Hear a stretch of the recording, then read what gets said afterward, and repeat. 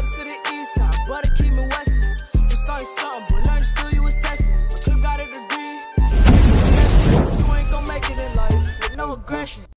Yan, good evening mga idol. Welcome na naman po sa aking munting channel. May galab shoutout po sa inyong lahat mga idol, mga kababayan kong FW, kababayan kong nakatira sa iba't ibang bansa. Yan, shoutout sa inyo mga idol. Shoutout din sa mga subscriber ko, sa mga bago pa lang nakapag-subscribe. Shoutout sa inyo, tsaka sa dati pang subscriber, shoutout sa inyo mga idol. At sa hindi pa nakakapag-subscribe, shoutout na rin sa inyo mga idol. Please paki-subscribe naman po mga idol. Ayan mga idol, nandito naman ako sa aking munting backyard. Ayan, napaliguan na natin yung ating white jacket cross sa 5 kim mga idol. Sana all. Ayan, sinibalang ang kinalabasan nila mga idol. Ayan, ito na mga idol. At saka yung mga ano natin, silver top line, yung mga round head natin mga idol. Perfection round head yan mga idol. Yan, nakaligo na rin sila mga idol. Yan, yung white mga idol, dito natin yung tinanggal oh. Dito. Yan, dinisipit natin mga idol para mamaya pagbalik nila okay na. Tsaka nagsaboy tayo dyan ng ito, sinasaboyan natin ng yan, ng abo mga idol. Ayan, may mga abo-abo yan. Kasi sabi nila pang disinfect din daw yan mga idol. Yan, mamayang hapon ibabalik na natin pag natuyo. Ayan, tsaka punta natin yung pinanggalingan din ng sasabuyan din natin ng apog. Na-disinfect na rin yun mga idol. Ito mga bagong porga to, bagong ligo itong mga to. Kintab ng balahibo niya oh. Ang kikintab nila mga idol. Yan, ito na natin, na-disinfect na rin natin to mga idol. Yan, sasabuhin na natin ng abo yan. Yan, kasi yung may malapit dito sa amin na dito sa compound. May nagagatong kami dito minsan Niipon ko yung mga abo.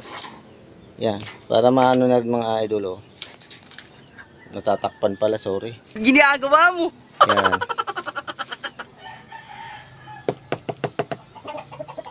Yan, kung gusto niyo gayan mga small nakagaya ko, small time breeder, backyard, yan, pwede nyo rin gayahin yan. Disinfect nyo muna mga idol. Yan, pang disinfect ko, yung nabili ko sa World Trade. Isang galon yun, dami pa nga mga idol, wala pang 1/4.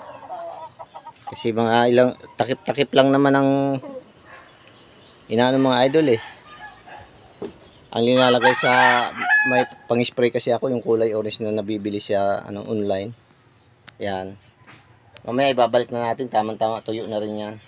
Na-disinfect na natin, saka nalagyan natin ng abo. Yan. Kulang pa yung abo. Meron pa doon sa may gatungan. Yan, para mamaya pagbalik nila, na-disinfect na. Yan, mahalagang nadidisinfect rin natin, kahit nagdidisinfect rin tayo mga idol, kahit backyard lang ang ating manukan. Yan, shoutout pala sa nagalit sa atin kasi makalat daw yung ating backyard.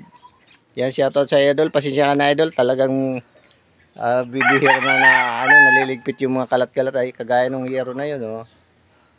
Yan oh.